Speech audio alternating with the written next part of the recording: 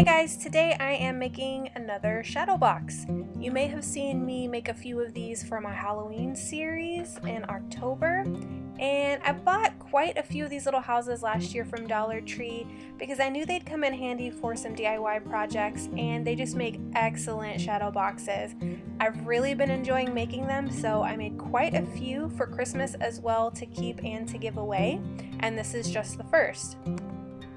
I'm starting out by just trimming out the paper that I want to use. This is an older crate paper collection. It's got this really great whimsical pastel vintage vibe.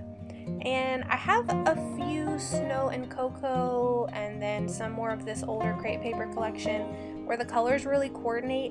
And even though this isn't my style, I still have some of the supplies and I wanted to use them, and they just coordinated so well. So I thought I'd make one of these for a friend of mine. I had also seen these little deer ornaments at Target and in a couple of people's videos, and if you saw my haul video back in November, I talk a little bit about this, but I knew that these would be the perfect size to fit in these shadow boxes as well, and they were the right colors, and it just all came together and coordinated. I'm also going to use one of these little bottle brush trees here, the white ones, and as you see, I just start adding things and layering things together until I figure out what I'd really like to do with it. To start at the bottom, I'm going to use some fake snow that I got at Hobby Lobby last year, and it's these little styrofoam balls, and they've got a little bit of iridescent shimmer to them. So I just lay down a bunch of hot glue, I pour them into the shadow box, and then kind of create a dam with my hand so they can't escape, and then they stick to the hot glue. And then I just repeat this process again and again and again. I lay down some hot glue where there's more snow, I add more snow, I squish it down, and then I just keep adding and adding and adding, and I build it up to where I really want it to go. And you'll see on the left side I build it up a little bit higher. I wanted to create some height so that not everything is on the same level at the bottom of the shadow box. Once I get this where I like it, I go in and add my bottle brush tree, and then I add even more snow to kind of fill in some of those holes and also to kind of line the bottom of the box to make it look like it actually is snow. There were some places where it was just a bit bald. At this stage, I go in and start adding like single pieces though where I see holes. And now I'm just going to play around with what I want to go in here. I'm going to remove the pin and the hanger from this deer ornament, and I actually end up putting her in last. And then I'm going to pull out some of the cut aparts from this older crate paper collection and play around and see if I can use some of these as well. Like I said before, this really isn't my style, and I will probably not use these elements in anything else because they've got some pinks and some pastels and mints, and it just doesn't really coordinate with my Christmas stuff, so I wanted to use up as much of it as possible. So I popped out almost all of the pull aparts or die cuts. They're not the thick chipboard ones, they are the paper ones, which was really great, so I could add and add and add without making it too bulky. So I started with these gifts, and I really like the one that's red there. It's kind of hard to see, but the pattern is little pink deer, so I thought that that coordinated really well. And I'm just going to layer these up until I get them how I like them. The little snowman in the back is part of the Snow and Cocoa collection, and he actually came in a pack of gift tags, so he does have a hole in his beanie, but you can't really tell, and there's going to be a lot going on in this shadow box, so I'm not too worried about it. I originally just kind of stuck him back there without gluing him in, and he was pretty secure, but you'll see later on I didn't like that he was flat. He kind of blended into the background, so I'm going to give him some dimension by adding some cardboard and having him pop out just a little bit. Now, there's a couple of things that I did out of order. I played around with how I wanted to decorate the top, and I do decide on kind of a wreath that I go with here at the end. I don't use as many of those larger snowflakes, but then what I also realized is that I wanted to cover the wood around the edges, and so I'm going to use like a foamy rickrack. It's not a ribbon, it's a foam, but it's that sticky back stuff that I think Michael's had it a while back. I used some of it in my Halloween series. It was that orange glitter rickrack. Well, I have some white glitter rickrack, but it is foam. So I'm going to use it here to kind of cover all of that wood, but I do it a bit out of order. I end up going back and adding it later on in the gaps where you can see the wood. So it's not, you know, the smoothest, but I do like how it turns out.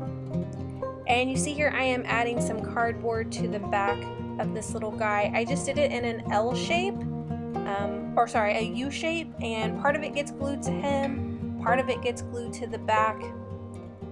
And so it just provides a little bit of distance while also securing him in there. I don't want him falling out. And I didn't want to glue the bottom of him to the snow because you'd see it with the hot glue gun. It would look a bit messy, and I just didn't want the look of that. Now I'm going to get ready to start decorating the top, and I'm going to rearrange these die cuts in a couple of different ways.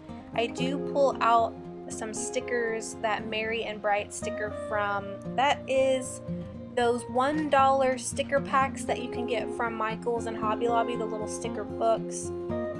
And this particular sentiment, I knew I wanted a sentiment, but I didn't know what I wanted it to be. And for this one, it was just the perfect size and the right colors, and it just all went together. So I decided to use that.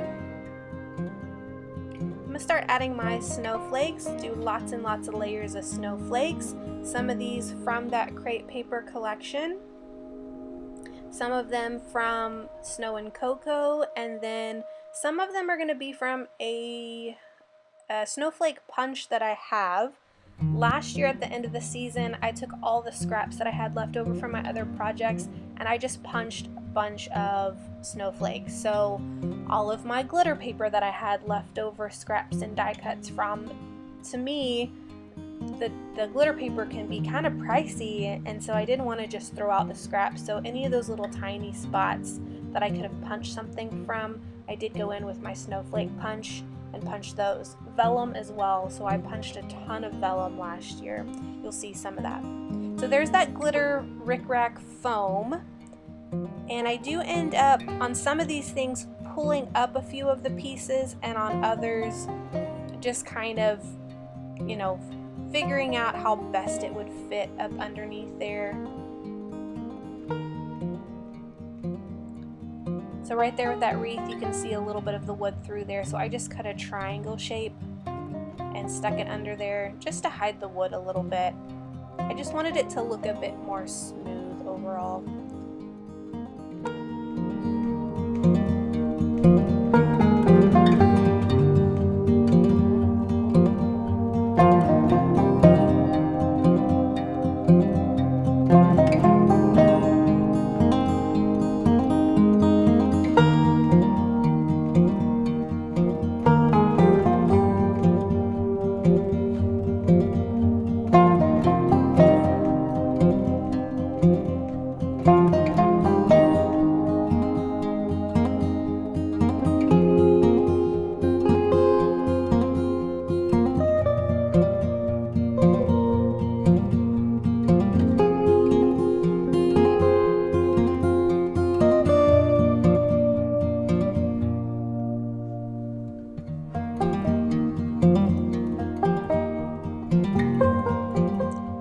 All my rickrack on there, I start gluing on my snowflakes, and eventually I'm going to add my deer, and then also some of those puffy Snow and Cocoa stickers right there. They had a couple of like little characters.